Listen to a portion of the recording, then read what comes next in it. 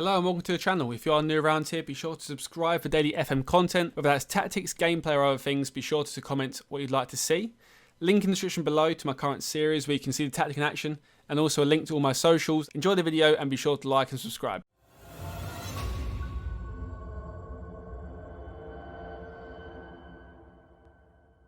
Hello and welcome back to the channel, episode 13 I think it is, of If I Were In Charge. We're now with Newcastle, 13th place, so 13th episode in, unlucky for some. We'll see how Newcastle do with this tactic. We've kind of got two, but mainly one. You'll see what I mean in a second. But we'll look through our what we're expected to do with this season first of all. So mid-table finish. See, I think that's quite hard for the Newcastle squad. You'll see soon the squad isn't that good. The team is good, but the squad isn't the best. You may have to invest. Reach the 5th round of the FA Cup, definitely possible by all means. Two wins in the FA Cup should be achievable. Get a lucky draw and you should be to the 4th round quite easily. Carabao Cup, reach the 4th round, probably go to the 4th round. Once again, 2 wins in the Cup and you can definitely get there. Could you win either of the trophies? I'm going to say no. I don't think your team is good enough. Your squad depth is good enough to do it. The tactic could be good enough. But the squad depth, if you have injuries to your key players, it's going to go downhill quite quickly and focus on the league only rather than the cups. That's my advice, just looking at the squad so far. In terms of finances, got 80 mil in the bank, which is quite a lot actually. But the transfer budget is only £16 million, quite low. And I think the wage budget is 41k. So you can buy a couple of decent players here. You could maybe request more funds or sell some important players. We'll talk through transfers later on. But I think overall, it's not a bad financial situation to be in. I think compared to what Newcastle are in real life, you could get a takeover. I think takeovers sometimes happen 2nd or 3rd season, if you're lucky. Get a good takeover, you can have a very good squad, but for now, you've got to spend wisely. In terms of the tactic, we're going for a 5 at the back. The first one this series, first 5 at the back. In goal, we've got Dubravka, sweeper keeper defends. His passing's 12 and his vision's 12, which isn't too bad for a goalkeeper. He's 30 years old, which is okay. 15 reflexes. One-on-ones is 15 as well. Agility is 12. So overall, he's a pretty good goalkeeper. He is 6'3", which is on the smaller side of the Premier League goalkeeper scale. But I think he's actually really good. I think he's a solid goalkeeper. £15 million value. Experienced goalkeeper. Can't really go wrong with him. I think for a couple of years at least, you're definitely good with him. Backup keepers are okay. In defence, Lascelles. Now, Lascelles is a very good defender. 17 leadership, 16 heading, 15 tackling, 14 positioning, 15 teamwork. Pace is okay. Strength is great. The downside to him is 10 passing and 4 vision. Never play him as a ball player. Never pass him the ball. He will lose it. His mentals are great. Defensively, very, very good. But on the ball, 10 technique, 8 dribbling, first touch is 10. I wouldn't have him anywhere near the ball. I'd have him off the ball, winning the ball and giving to someone else, which is why I've got Fabian Schär as centre-back as a ball-playing defender. Hopefully they give him the ball with his 14 passing, 14 vision. And he does pretty well there. But tackling-wise, 15 tackling, 16 teamwork, 13 positioning, 14 marking. Decent pace, 10 acceleration, 13 pace isn't the best. But fullbacks definitely make up for that lack of pace. My phone just went off there again. But overall, very, very nice. Good on the ball, 12 dribbling as well. So he's definitely a ball-playing centre-back. His traits are run forwards with the centre. Gets forward whenever possible. Could try and train him out of him. But I have got him as the central centre-back because obviously he likes to run during the centre. The defenders then squeeze while he's up the pitch. Left centre-back, Fernandez. The annoying thing is there's no left-footed centre-backs, so you have to play 3 right-footers along the back line. Could be something you could address in the transfer window. But once again, we've gone for the main tacklers of the team. So 15 tackling, 15 positioning, 14 marking. Pace is very similar to the back line, so you haven't gone for a high line. But once again, I say, his passing's not the best. 11 passing, 10 vision. He can be on the ball, but I wouldn't bother risking it. There's no risk. There's no reason why I'd risk it. So we've gone for one ball-playing centre-back. If Schär's not playing, then stick him at a default centre-back. But I like having a ball player at least. At right wing-back, we've got Yedlin, who is out injured for 2 months. So he should be okay for the season to start. Mid-August, he should come back by. If not, you play somebody else there. But Yedlin, 18 acceleration, 19 pace. You know what his main selling point is. Technically, he's not the best, I've got to say. You are playing him for his pace and his work rate.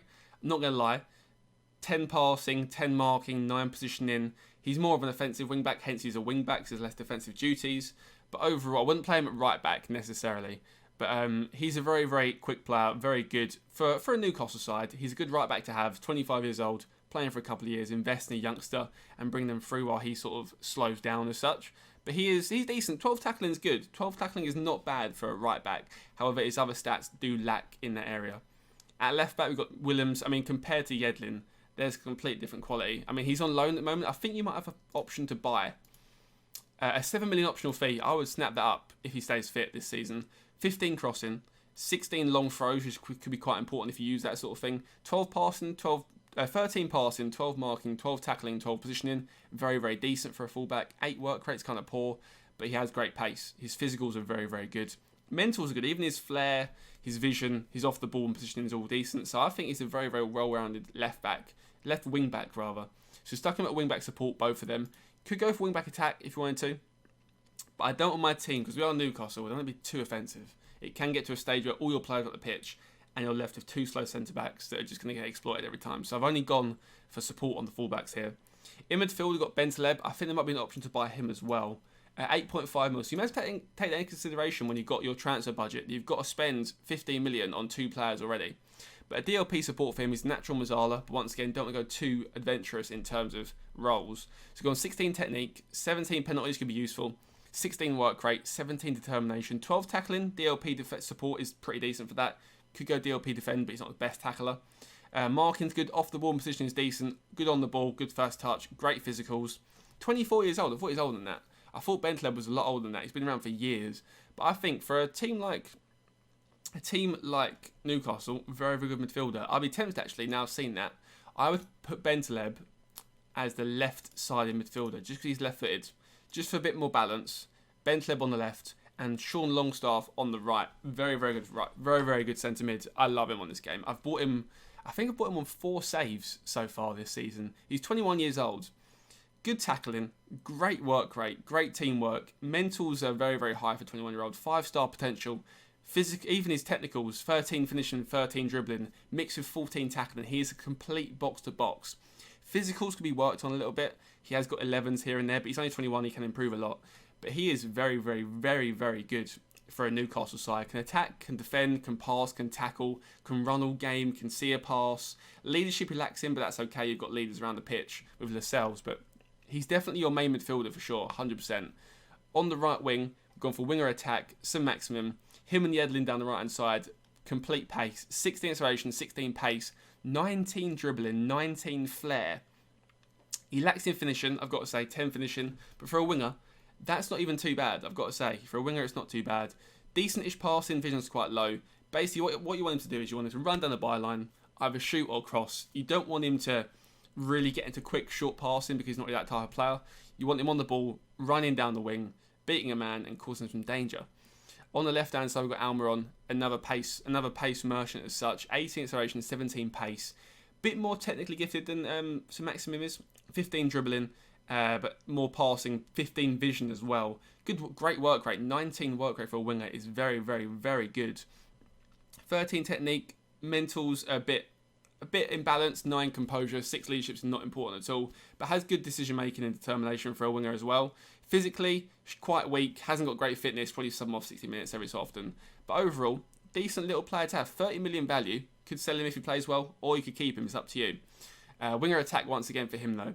And Joe Linton up front. Pressing forward, you guys know that I like a pressing forward. 12 finishing, 12 dribbling, aggression 17, bravery 16. Them 2 stats alone make a pressing forward incredible. I tell you that now. 14 work rate, determination is good, decision making is good. Pace is pretty decent, 13 and 14. Good balance, good stamina. 13 composure and 12 finishing. He'll get you quite a few goals, I'd imagine. He'll get you quite a lot of goals. 13 technique, 12 passing. He's actually quite good on the ball. Normally pressing forwards can't pass or can't shoot. He tends to be able to do both by the looks of things. 12 passing, 12 finishing. So overall, a very, very good striker for you. The worry is in terms of backup. Is Dwight Gowles good? Not really, no. He's a completely different player. So that's where we're struggling here. We're struggling in terms of transfers. We'll show you in a second. In terms of team tactical style, positive mentality. Got for more direct passing, wide width and passing to space. We've got the pace to play wide and to pass in behind defenders. In transition, counter press, counter. Distribute to fullbacks. Like I say, our centre-backs cannot pass the ball, so don't even bother trying it. And then in terms of out of possession, standard line here. Could go more urgent because you've got decent work rates out wide. But I would keep it as a slightly more urgent, just because you don't want to go too overkill and have Newcastle with no players back on the pitch. I have prevented short goalkeeper distribution just because our wingers are quick, have good work rates, and our strikers quite good at that as well.